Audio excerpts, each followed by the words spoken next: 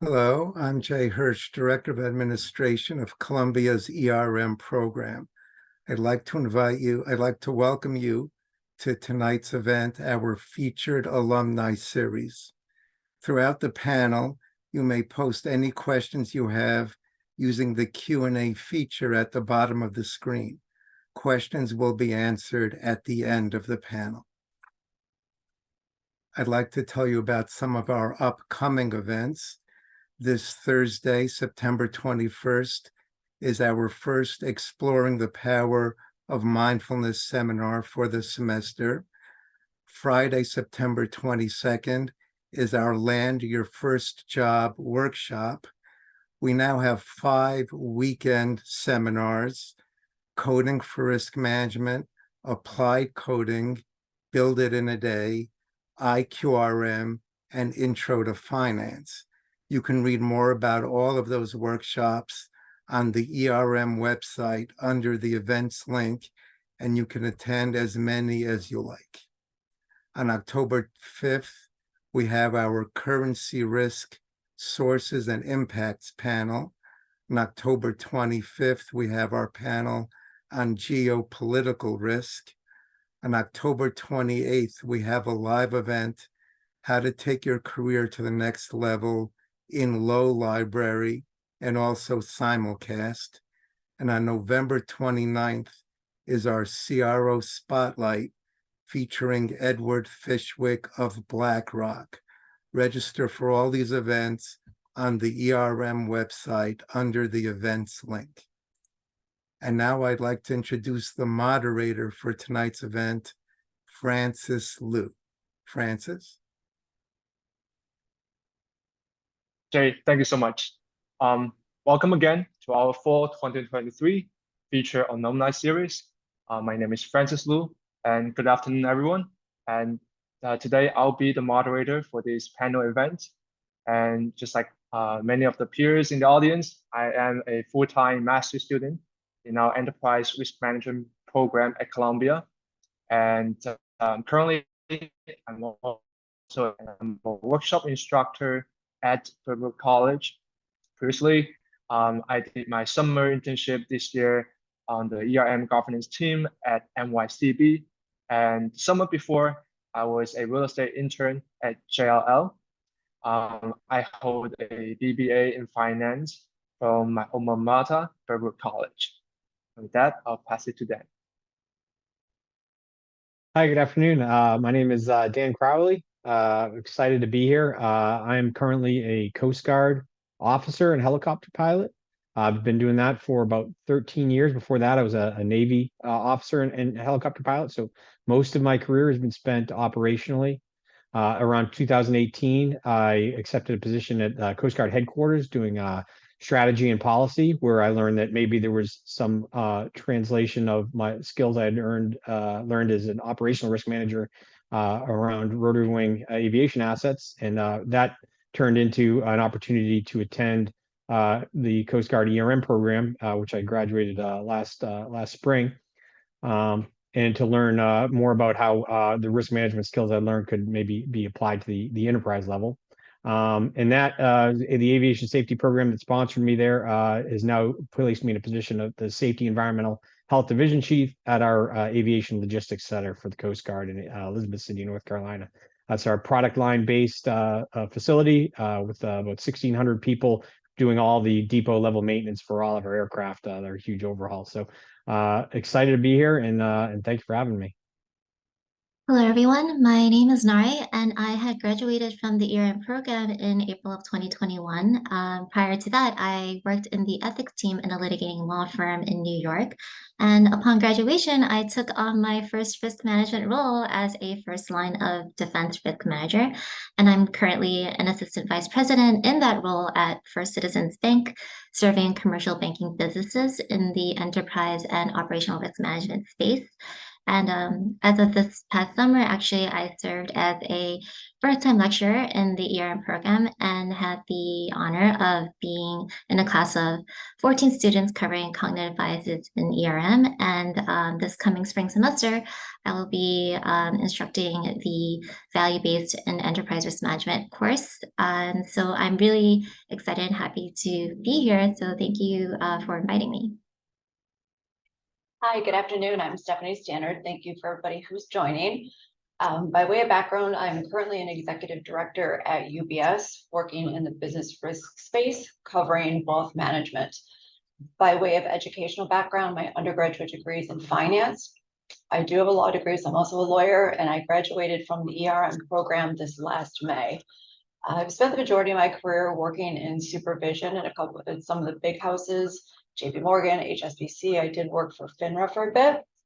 And I've been in the risk management space for probably about the last 4 or 5 years now. So we have some some alumni in the room. Maybe we have some current students, and most importantly, we have a lot of prospective students that are very interested in our program. So to kick off, let me just ask these simple questions to our panelists today. Can you speak about the courses you took in the ERM program that you found to be rewarding, most applicable to your current role, and what's that? Let's start with Narae. Okay. Yeah. So I'll I think the question was if we can talk about any of the courses in the program that we had found rewarding and applicable to our current role. So I actually really like all of the courses. So my answer for this question would be the capstone class, because it actually brings in all of the courses together. What the capstone class does is it actually highlights the importance of good communication and planning, and to make it easy for, at the end of the day, the decision makers to make risk reward decisions. And it really highlights the importance of good communications. And in order to be a good communicator in risk management, you have to have a lot of knowledge and then execute that in a way that is digestible for the people that you're talking to. And I do recognize, just thinking back in my capstone class and working with my team members in our when we are doing our team projects, we definitely had brought in not only a value-based but strategic risk management, strategic communication, managing human behavior, just a lot. Just it really brings together all of the courses in the ERM program together. And I will then pass it off to anyone who here in this room who would want to respond to this question. Honestly, I think, for me, it was sort of a toss-up between company failures and risk regulation in finance. Risk regulation in finance is a newer course, very much aligns to my career. Thankfully, I did get an A+ in the class, because if I did, rethink my entire career and some of my choices along the way. What I found about that was interesting is it was very relevant. We talked quite a bit about some of the emerging trends, and the professor at the time was also from the SEC. So it was valuable to have somebody from the industry able to speak to trends that they were seeing and some of the changes that we could see down the road. Dan? No, thanks. There were so many courses that I found really beneficial. The strategic operational risk management were both awesome. Managing human behavior was extremely helpful. The company failures was really helpful. But if I had to pick one, cognitive bias in ERM was something that was pretty eye-opening for me. And the reason is because a big part of my job and career in aviation safety is mishap investigation, accident investigation, because that's really a lot of how we learn as an organization where we want to make changes and investments in order to sort of get preventative. And when you look at the history of aviation safety and aviation mishap investigation, there's some sort of big ticket things that happened over time that improved safety, standardization, introduction of checklists, introduction of safety programs. And in probably about 20 years ago, they sort of reached a bit of a plateau where the reduction sort of became difficult to make big advances are, even with the trends of mishaps and accidents. And the reason sort of became is that pilot error. We've certainly all seen, in the news, like that being attributed to a mishap, but that is sort of stopped short of doing really a deep analysis of what really happened with pilot error. For whatever reason, that description of pilot error is satisfying to many, but when you really start to go a level beyond that of the human factors, which is what we've started to do over the past 10 or 15 years, you start to really learn, the reasons that those errors happen. And in my opinion, the next generation of that, sort of the next logical jump, is then cognitive bias, where we learn really how the brain works and how we make those mistakes, and start to learn what kind of investments in training and the way we invest in people can sort of help us watch out for that. And when we start training that risk management expertise, that study of mistakes on a very micro level for an accident, then we can really start learning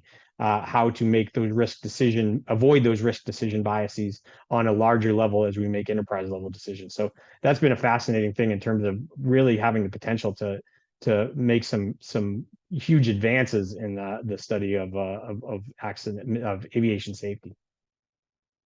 That sounds awesome. And I just want to make sure you guys can continue hear me all right. Great. Sorry, I'm using my phone right now.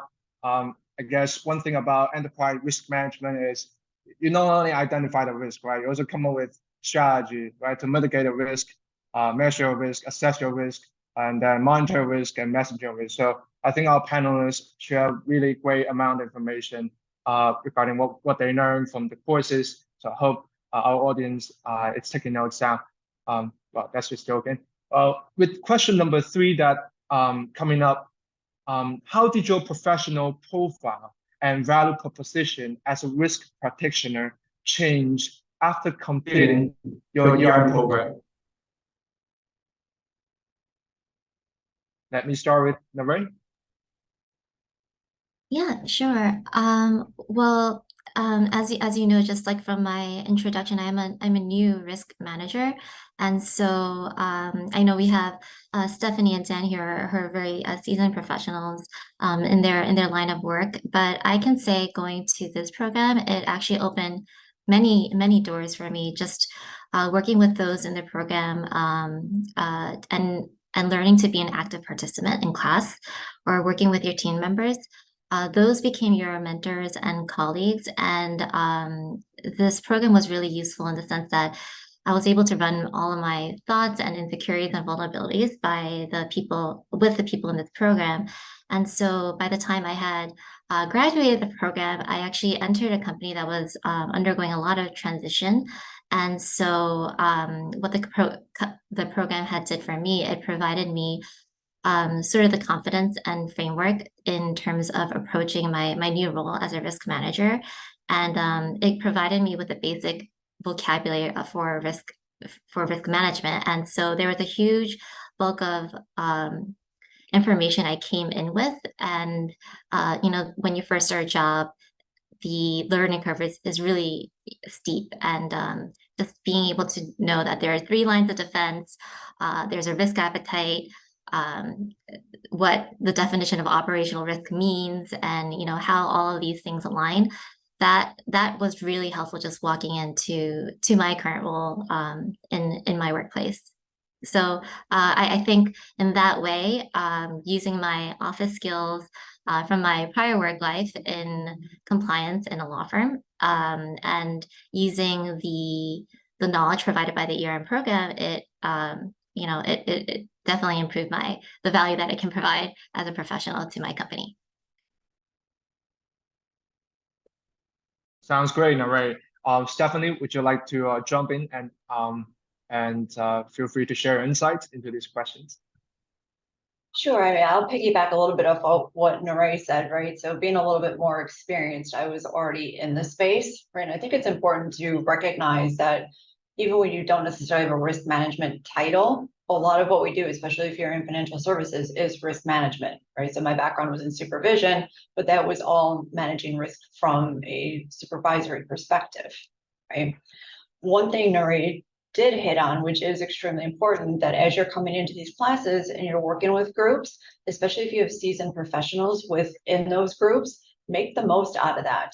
Almost view it as if it's a 3-month interview, because I've taken a lot of people from the program and have been able to place them within the company. So use them as a valuable resource, but then also from a networking perspective. So that's huge when you're coming in and how you're approaching, the program. Sounds good, Stefanie. And Dan, would you like to jump in, please? Oh, thanks. Yeah, I think what Stefanie just explained, it took me a while to learn and understand. I mentioned I was Navy and then Coast Guard. What that meant was I spent a long time at the operational level.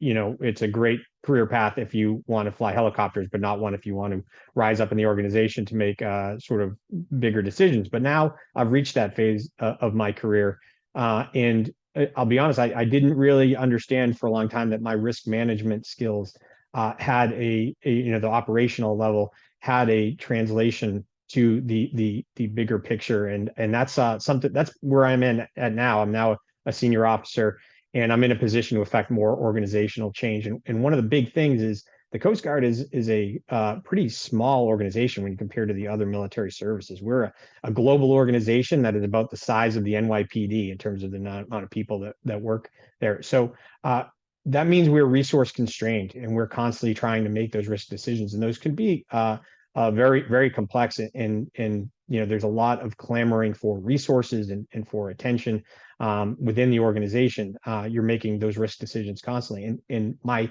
role now, and one of the things I've learned most in the program, was that ability to sort of sketch those gaps and translate that to the leadership to explain not just, hey, I want more, but look, this is what the risk decision is. This is the decision you have to make to not do something or to do something, and then it's a mindfully accepted risk one way or the other.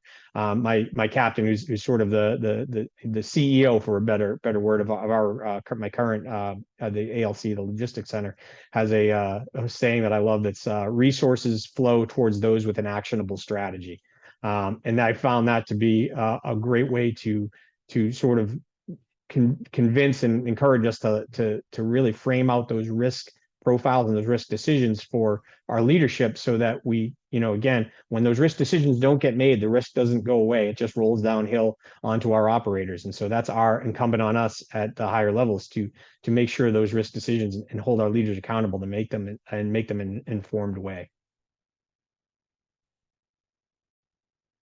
Oh, Dan, that's a very solid response, and thank you again for all our 3 panelists, your inputs into these questions. Now, I understand many of our audience, and especially the prospective students who are interested in our program, many of them are really just want to become financial risk managers. So let's just pause and maybe let's just focus on the financial part of the ERM. And so given the recent collapse of these mid-sized banks, I think we heard about these regional banking turmoils earlier on this year.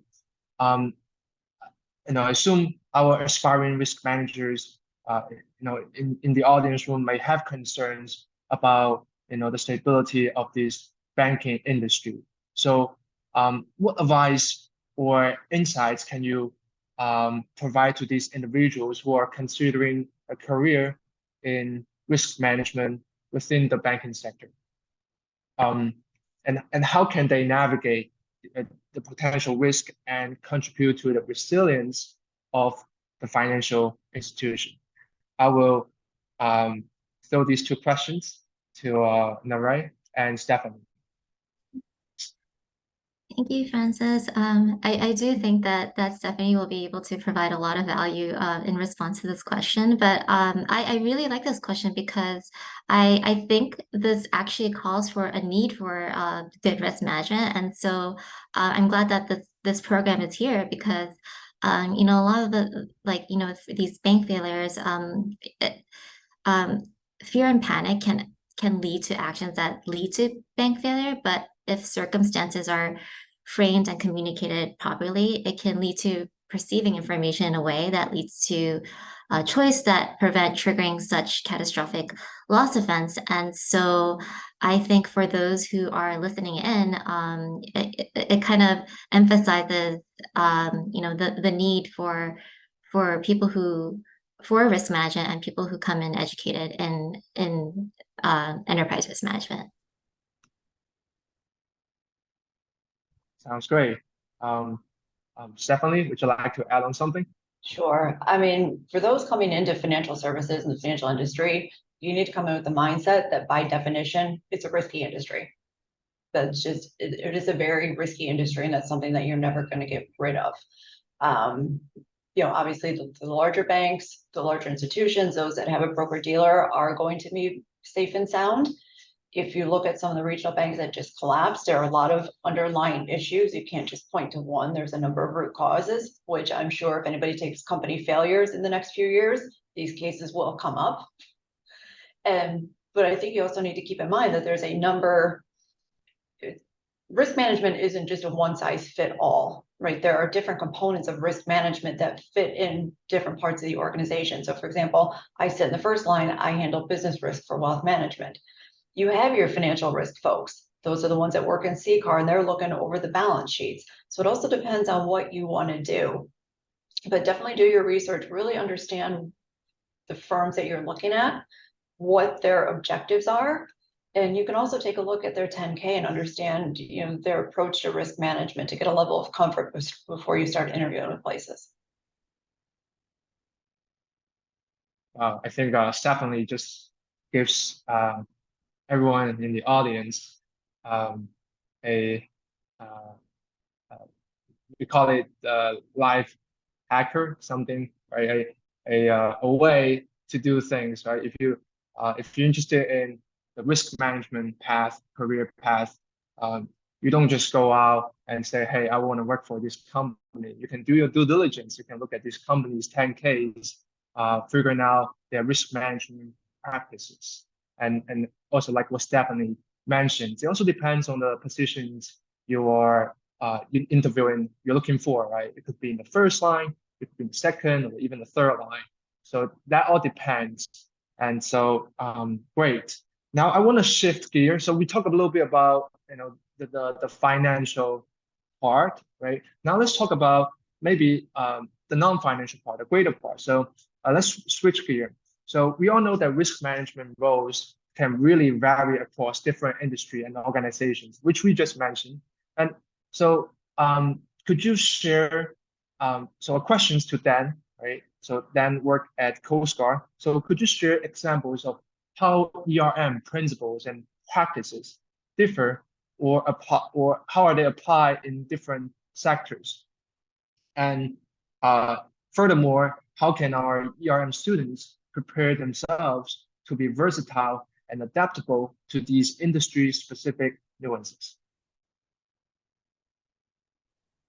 Yeah, sure, absolutely. I come from the world of aviation safety and sort of, and even between military, even commercial aviation, sort of a dirty secret about aviation safety is that it often is in tension with operations and with achieving a mission. It's not unlike sort of the way I hear, you know, compliance being described, where there is sort of a natural tension there between, hey, we want to get what we want to get done, and we also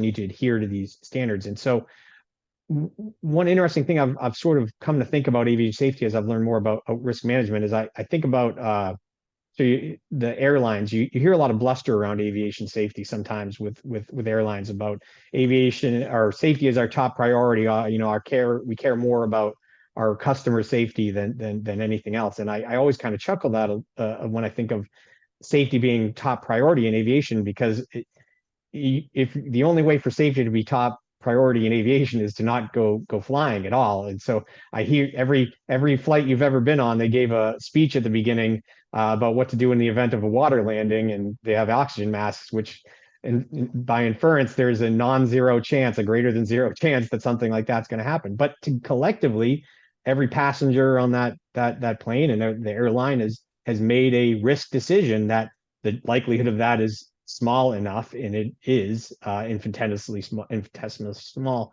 that it's worth us getting to Denver. We're going to get on this plane and go.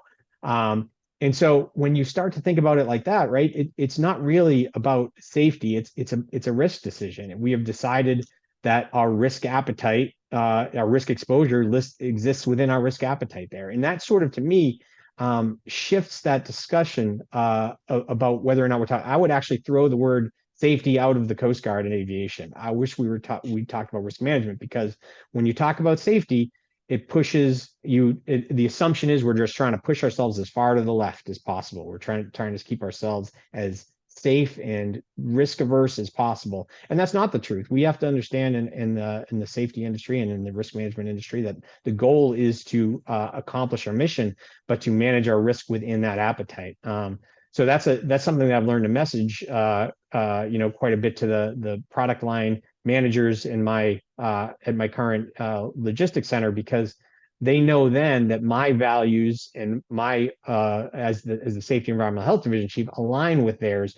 I am trying to enable their ability to get that done by preventing those bad things from happening that will prevent us, keep us from achieving our mission. Again, I say all this not to make anyone nervous to fly. It's still the safest way to travel and all that, but to really express that, like, the language of risk management and the concepts cross all boundaries, but sometimes they're not called that. You just have to understand that they do translate, and find where those perspectives of risk management fit in.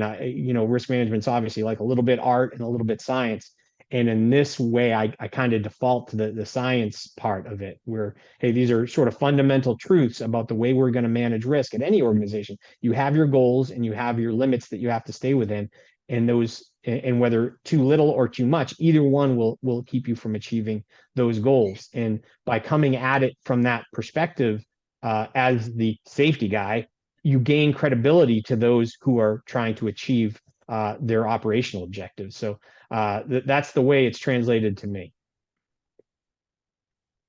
That sounds great. I mean, I just want to let the audience actually have a good picture of understanding how enterprise risk management actually, it's a holistic view of this key category risk that doesn't have to be a bank, but any company will face, right? You can have these financial risk, you can have these non-financial risk that include operational, strategic, and any other basically non-financial risk. So great. Thank you, Danny. Now I want to. I see we are almost half of today's panel, so I want to maybe keep the discussion now a little bit lighter. So a questions more of like a networking questions. So maybe to Stefanie, in your professional experience, right? You are a executive director at UBS. Would you like to share what are the emerging trends or challenges in the field of enterprise risk management, and how do you suggest that our ERM students stay up to date and adapt to these evolving trends? Sure. From a wealth management perspective, what I see the most is the two things that come to top of mind are cyber risk and fraud risk, right? We're a financial institution, we have the money, fraudsters like money, and they're smart.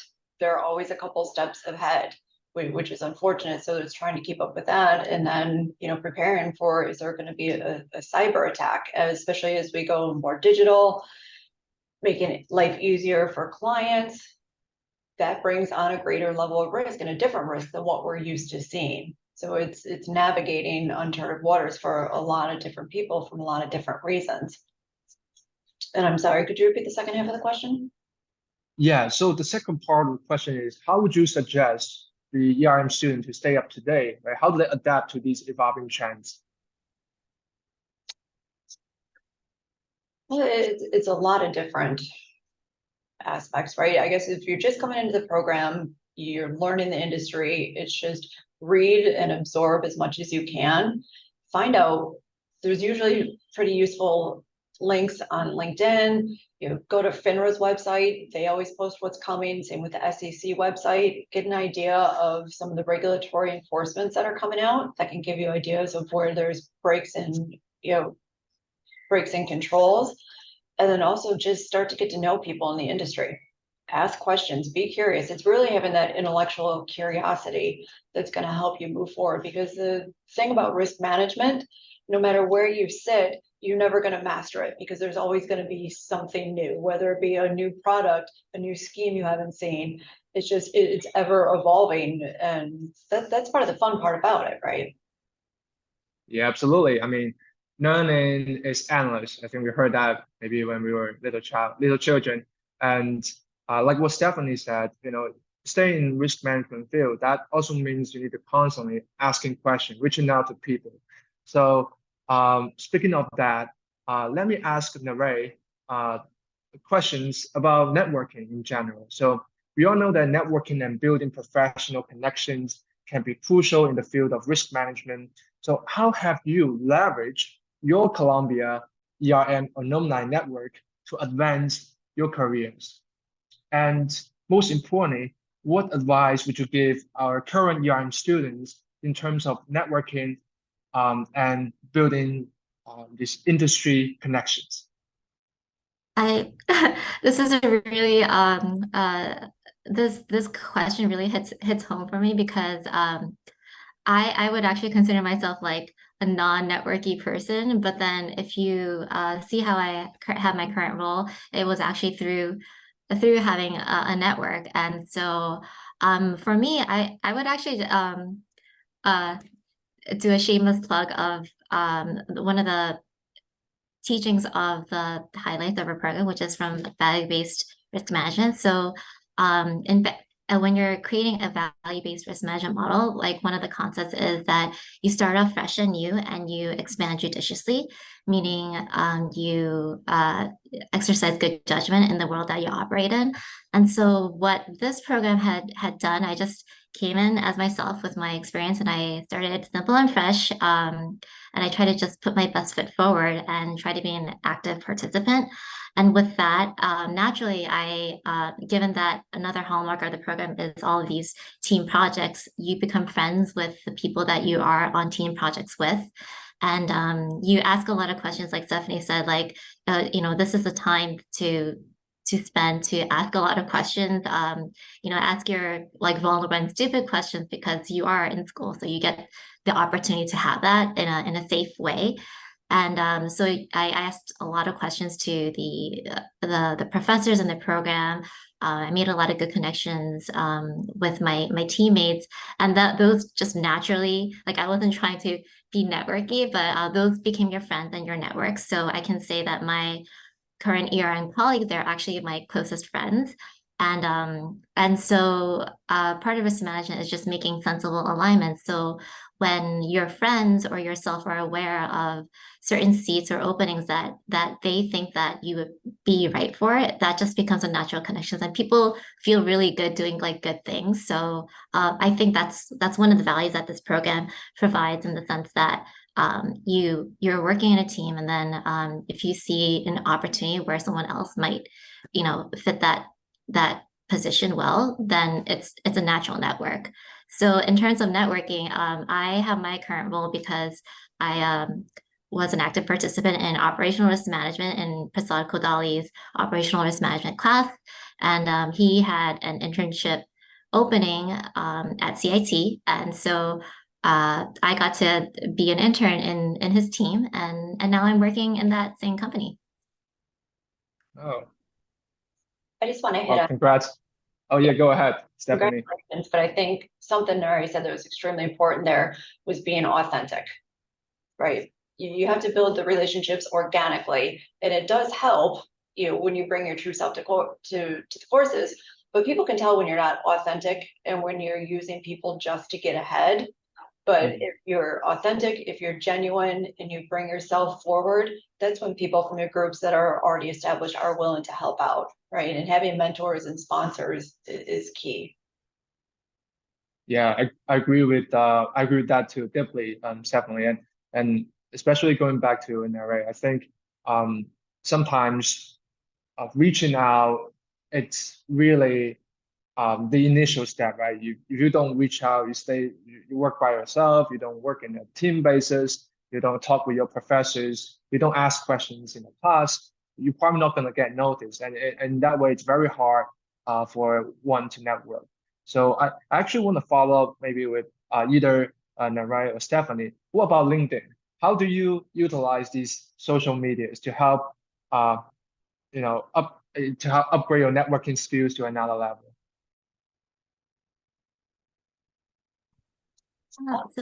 Oops, go ahead. Go ahead. When I was starting out in my career, LinkedIn was huge, right? Recruiters are on there, they're looking at your background, and I can attest that 2 of my jobs that really kicked off my career was because recruiters on LinkedIn found me. They're looking at your background, they're seeing that you work. And then it pivots at some point. You get to the point in your career when it's okay, now it's relying on your network and sponsors. But absolutely, LinkedIn is key. Just like every other social media platform, be very careful about what you post.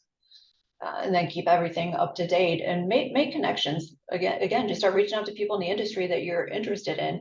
If people are very willing to help and talk about themselves and their background, if you're just naturally curious. And Narae, I thought you might want to add on something. Yeah, so actually, just because I think me being a new risk manager and those who are aware of I've actually received a lot of communication from current students that just kind of wanted to see like how I had navigated my experience in the ERM program, which I'm always happy to do. And where I find myself responding to those individuals who have reached out to me, it's actually when they make a genuine effort towards themselves, but in a respectful way towards me, where they're not kind of like trying to invade my time or tell me like, what did you exactly do to achieve this, like in a 10-point plan, but they're just they're showing how much effort that they're making towards themselves, and they really value taking your time. I've actually had a couple of coffee chats in the past couple of weeks or so, and so it's always nice when you see people that come from this program and they're making a lot of genuine time just to work really hard and showing it, and they're not trying to like, you know, like use people to get ahead of the game, but just want to build a better connection and understand what you do to help themselves, but also very much appreciating your time. So in terms of LinkedIn, I think that when you're there are a lot of students who just try to expand their network by sending a LinkedIn request, but those who I have actually responded to are those who have actually taken the time to know what kind of like what they are actually wondering about, took the time to do their homework, and then have reached out to me with very specific messages and questions. Yeah, absolutely. I think I'm hearing in the background is really the quality over the quantity, right? You really want to build genuine, authentic relationship, not just going out and say, hey, my name is Francis Liu. Can you give me a job? It doesn't work that way, unfortunately, right? And I think especially in our program, we have a course in the first semester called strategic communication, and there's a concept called reciprocity. And I think many of us sometimes feel that, right? You to give and to take, right? But to give genuinely, right? Offer yourself as a resource, help others when there's a chance. I volunteer for something that's going on in the program, in the school community, and that's how you get exposure. How do you get exposure to the outer networking communities and etc. And so very good. Now I want to we still have some time left, so I think I can now dive into more of questions that are more related to each panelist individual experiences. So I think I can maybe ask a questions to Daniel. So just to remind our audience, Daniel's has a rich background in aviation safety and operational risk management, and he's been involved in critical search and rescue operations during major hurricanes. So questions to you, Daniel. How does your experience in operational risk management translate to the enterprise level at the U.S. Coastal Guard's Aviation Logistics Center? And I'll have a follow-up questions.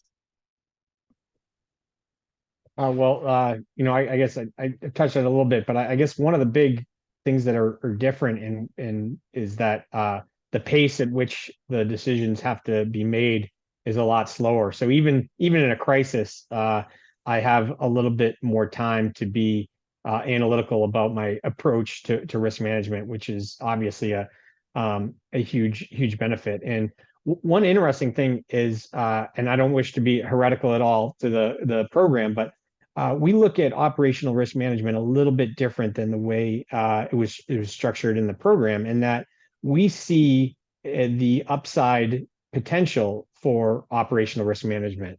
We look at as that in terms of lives saved, in terms of property saved, but that's only done with the amount of operational risk accepted. So that's sort of a unique challenge of having to figure out how to translate that the metrics of risk versus gain.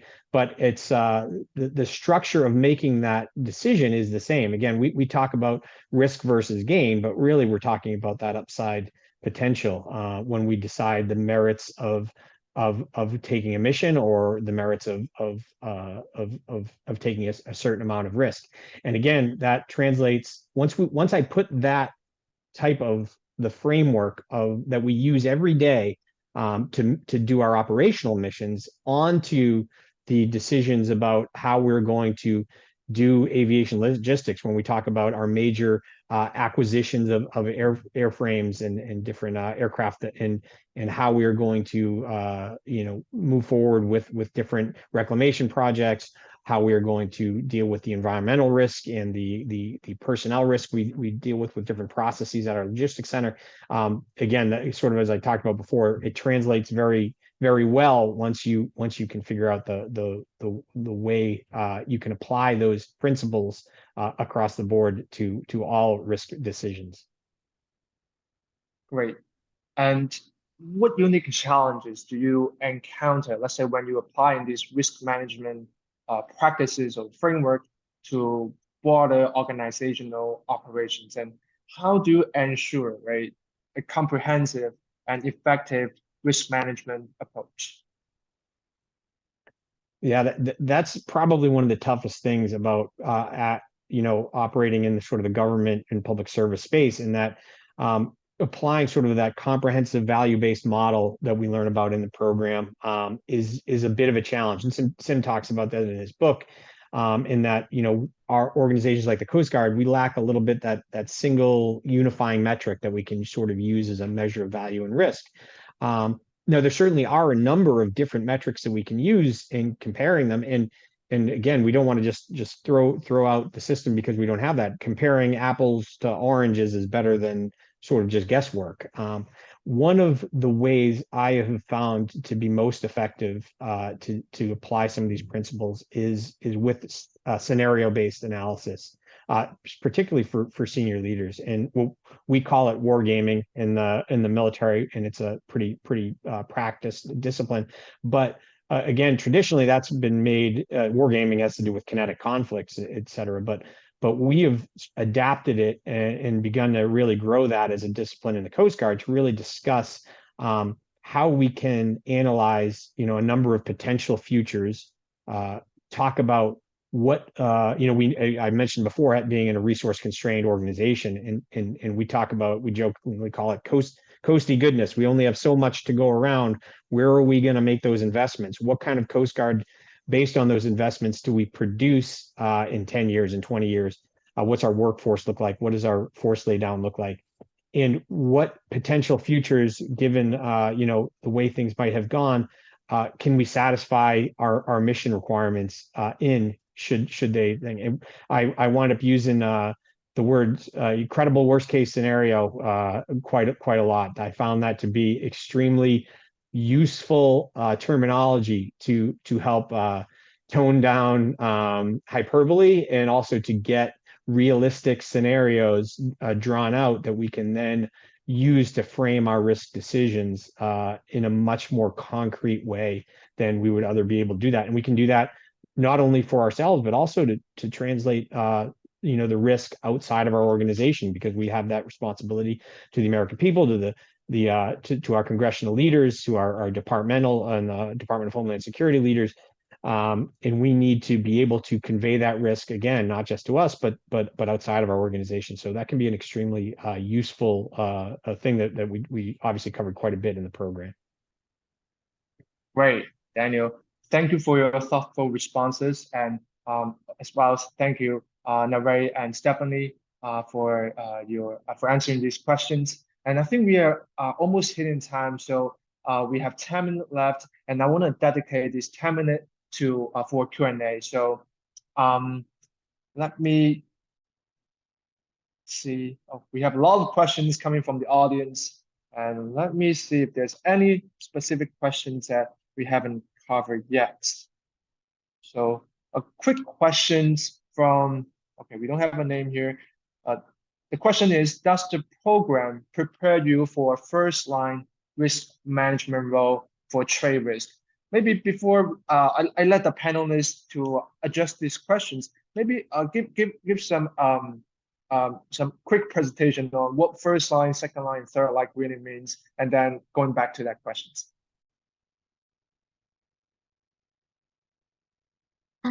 I can start. So this is my knowledge of the 3 lines of defenses from the risk management program. So I'm happy to answer this question. So I believe most risk managers go into the second line defense, where you're designing the risk management program and providing guidance. And then the first line of defense is where it's actually where the businesses are doing the risk management.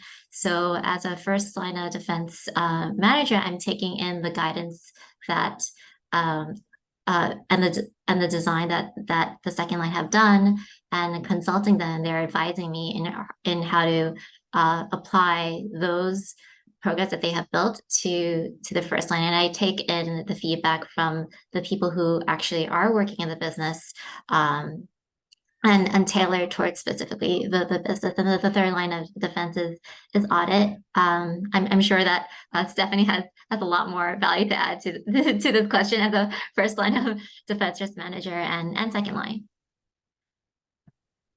Yep. So just even broader than that, when you, at least in financial services, when you look at the first, second, and third line, first line is going to be your business folks, your financial advisors, your traders. I sit in the first line, your supervisory teams. Second line, you will have some risk managers there, but you're looking primarily at finance, compliance, legal, and then third line is going to be audit, right? So second line oversees and challenges, third line tests. So it's usually first and third line that have the biggest fights. Yeah. That's great. Maybe that's just me. Yeah, that makes sense. I think once they open the textbook, maybe when they start their first lecture, they look at that little chart, the first line, the second line, the third line, and who do they report, how do they share communication, how they share information. And the third line, you have these internal auditors, and then outside of that picture, these external auditors and maybe regulators, and they have certain ERM expectation and requirements. So that's great. Now, good. Another question from our audience here. What would your advice be to someone who is studying this degree, this master ERM degree, without any prior experience trying to find work within the sector? That's a really important question because that's like a question that I had asked myself when I entered this program. So what this program actually does, it gives you the basic framework for understanding risk management. So I mean, risk management at a basic level, it's both providing structure and flexibility. So it does provide like the risk management structure where you need to be flexible about is that each person's sort of professional background and their experiences and then their interests is actually very different. So I would start with just learning while you're taking the courses based on your experiences and your interests. You would have to do, I believe, like extra work. I know that every single one of my colleagues who have came from this program, the way they had gone about in their job search, like there was no one standard way that people have gone in their job search. So if you come from no background, well, what background do you have? And then what are you interested in? You can start looking at those job descriptions. And then once you look at those job descriptions and come at a block A, perhaps you can find the relevant person within the program, whether it be a professor or a colleague, to ask those questions, to just so this is the time to do your research, but really cater toward yourself. But while I was responding, I was just thinking about strategic risk management, where one of the frameworks that they teach in strategic risk management is the SWOT analysis, so your strengths, weaknesses, opportunities, and threats. And so I would say that just understand where you're coming from and then what opportunities you might have, and then the people that you can reach out to ask those questions. Again, just what you want to do as a risk manager is different person to person. Some people go the quantitative track, some people go to the qualitative track, and even within that framework, there's a lot of specificities. So yeah. Yeah, sounds good. So we've been talking a little bit about the technicalities, the knowledges. Let's go back and talk a little bit about networking. We probably didn't cover this part of the questions related to network. So the question from the audience, right? How do we actually keep, right? Let's say the relationship. How do you keep this relationship authentic, and how do you keep that with people that you already connected? And frequency wise, how often should we follow up? So how often should the students follow up, and what they should talk about when they reach out to these industry professionals or people that already built it, the people that already connected? How do they manage that?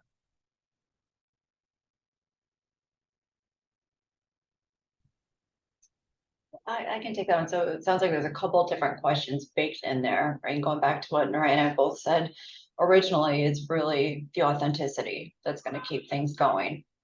If you're building relationships with your groups and with your professors, that's organic, that's authentic. You're going to stay in touch. One thing that I do recommend is if you can find a core group of people, knowing that you have group sessions for every course, try and stay together, right? There were 5 of us that formed a group. We stayed together in either pairs or the entire group for the majority of the program. We're all still really good friends. Most of us live in different states. Same thing with professors, right? Use them as a knowledge source. But I think if you're just reaching out cold to people, that's again a little more, that's more of a sensitive topic. And if you find that they're not responding, just set it aside. Sounds good. Well, great. So we still have a few minutes left. Daniel, are you hiding in the background? Maybe a question to Daniel from the audience. What is the best opportunity in this enterprise risk management program, in your opinion?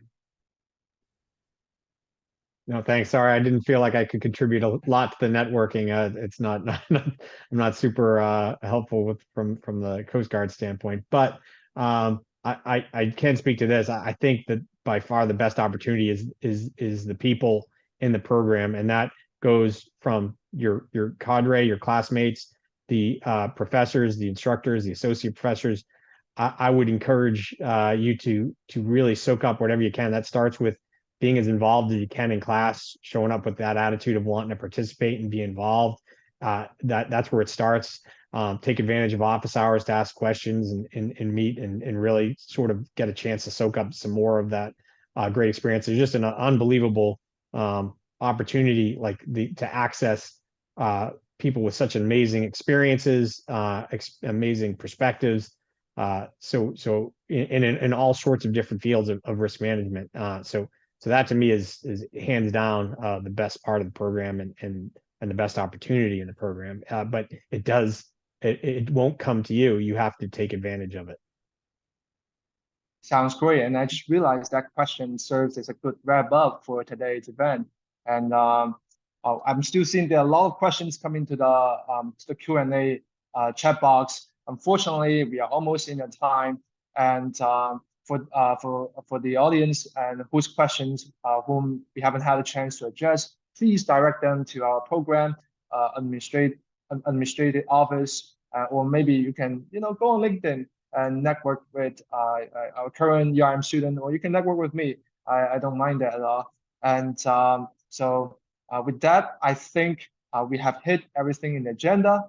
And I want to thank you again to our panelists, Dan, Narae, and Stefanie. And thank you, and of course, thank you everyone who took your time to join us today in our speaker event, in our alumni speaker events. And I'm gonna give 1 minute back to everyone. Have a nice day, and I'll see you guys in the future.